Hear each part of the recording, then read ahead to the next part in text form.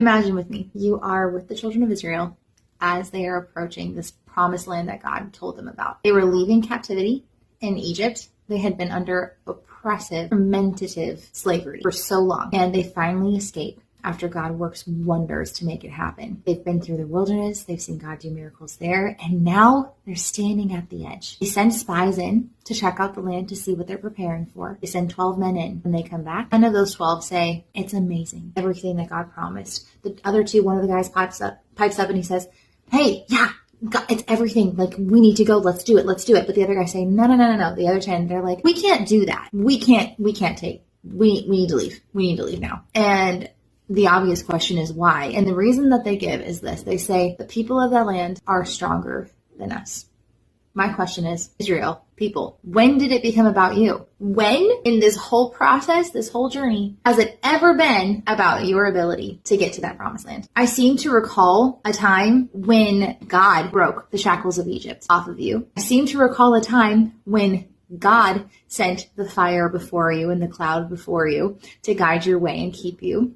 I seem to recall a time when you didn't have food to eat, God provided food from heaven to make sure that you were fed and nourished and taken care of, even on the days when you were being like really rude, like complaining in the process, despite the fact that God was literally taking care of you the whole time and preserving you in ways that were literally miraculous, making sure that you had what you needed. I remember a time in this process that I'm reading about in my Bible, God parted the Red Sea. He literally parted water and made it possible for you to progress through a place that looked impossible by his power, by his strength. So when did it become about you to make your promise happen, make your promise take place in your life? And I am asking you, the person watching this, as much as I'm asking myself, when did it become about our strength to make the promises of God happen in our lives? He asks for obedience. He asks for relationship. He asks for covenant. He does not ask for us in our own strength to rely on ourselves